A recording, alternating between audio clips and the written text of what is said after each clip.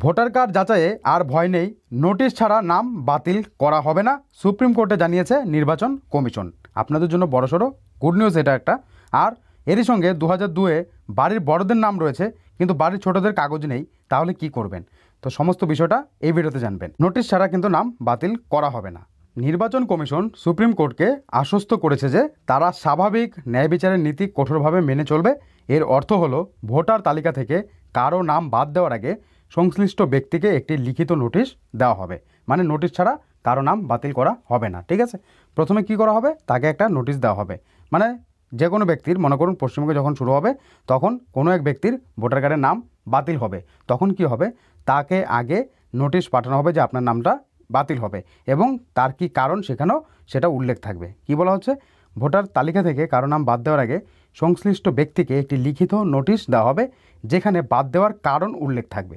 আপনাকে, অর্থাৎ সেই ব্যক্তিকে কি কারণে ভোটার তালিকা থেকে বাদ করা হয়েছে তার যে নির্দিষ্ট কারণ সেটাও উল্লেখ থাকবে সেখানে। সেই বিষয়ে কিন্তু সুপ্রিম কোর্টকে জানিয়েছে কে? নির্বাচন কমিশন।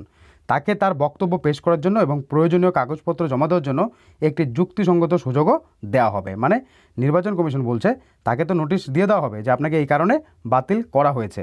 এবার সে যে বাতিল হয়েছে কিন্তু দেখা গেল যে সে যোগ্য ব্যক্তি, তাহলে কি হবে? তো সেক্ষেত্রে কিন্তু সুযোগ রাখা হয়েছে সেই ব্যক্তি নির্বাচন কমিশনকে জানাতে পারবে, যে আবেদন জানাতে পারবে। আবেদন জানাতে হবে তাকে, আমি একজন যোগ্য ব্যক্তি, আমার এই ডকুমেন্ট আছে, আমাকে ভোটার কার্ড থেকে কেন বাতিল করা হলো, আমার ভোটার কার্ডের লিস্টে নাম তোলা হোক, আমার ভোটার কার্ড বাতিল থেকে আমার ভোটার কার্ডটাকে অ্যাক্টিভ করে দেওয়া হোক, ঠিক আছে? তো সে কিন্তু আবেদন জানাতে পারবে।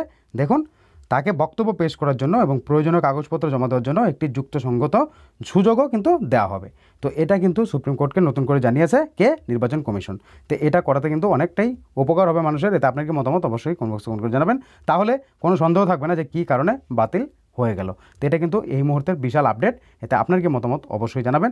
এবার অনেকের টেনশন যে আমাদের বাড়িতে তো 2002 সালের বাবা মার লিস্টে নাম রয়েছে কিন্তু আমাদের কাগজপত্র নেই। তো সেই ক্ষেত্রে আপনার কাগজপত্র নেই মানে আপনার কাছে তো ভোটার কার্ড রয়েছে, বা আপনি পড়াশোনা তো অবশ্যই করেছেন, আপনার কাছে মাধ্যমিকের সার্টিফিকেট থাকবে, আপনার কাছে এইচএসের হয়তো সার্টিফিকেট থাকবে, বার্থ সার্টিফিকেট থাকবে।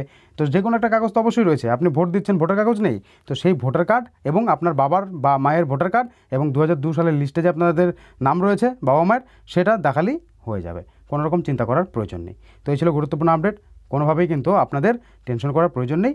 এখান থেকে কিন্তু পরিষ্কার বুঝতেই পারলেন যে নির্বাচন কমিশনকে জানিয়ে দিয়েছে, নির্বাচন কমিশন সুপ্রিম কোর্টকে জানিয়ে দিয়েছে যে কোনোভাবেই ভোটারের নাম বিনা নোটিশে কেটে দেওয়া যাবে না। সুপ্রিম কোর্টকে জানালো নির্বাচন কমিশন, ঠিক আছে?